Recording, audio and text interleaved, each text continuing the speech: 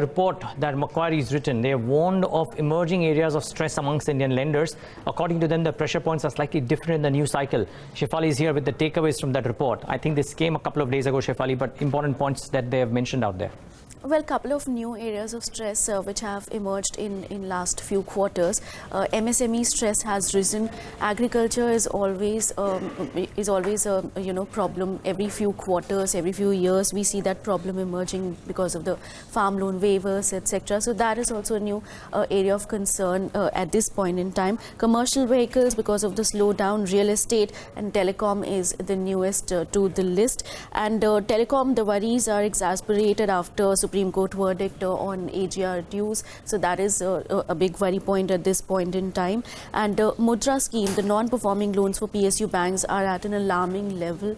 That's what the Macquarie is saying in their report. In fact, they are saying that in FY19, the Mudra NPAs have gone up to 2.86% in FY19 from 2.52 in FY18. So that is again an area of concern coming in. And now that the limit under the Mudra scheme has also been hiked, so that may increase the asset quality issues even further.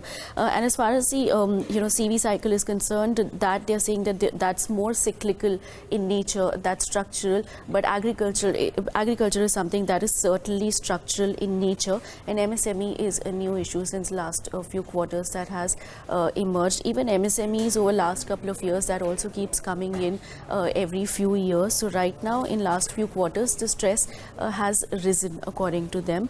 And so they are putting out an estimate that for system-wide NPAs, that's expected to go up by about 9.9% by September 2020 versus 9.3% in September 19. So a jump of almost 60 basis points.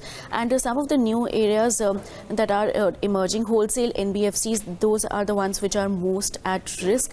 And a couple of days back, along with this report, in fact, there was another report put out by Macquarie in which they raised the credit cost estimate by 50 basis points. And legacy assets, however, they're saying they are well provided for. So that is the only silver lining for banks at this point in time. Some of the other challenges: weak credit growth, risk aversion amongst lenders, weak rate transmission, and also slow pace of resolution. So they are comparing the old, the previous cycle and the new cycle. So in the previous cycle, there were some large accounts, some lumpy accounts. SR Steel, we've seen the resolution come by for that.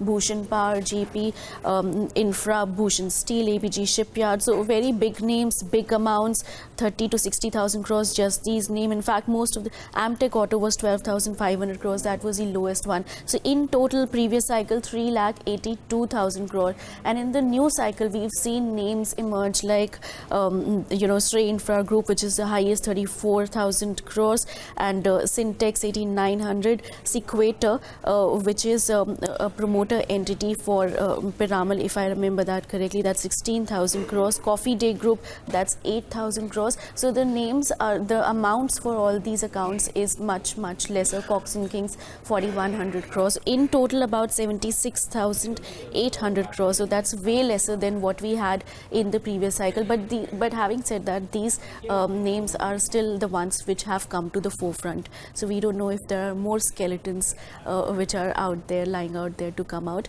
But as of now, the stress seems much, much lesser.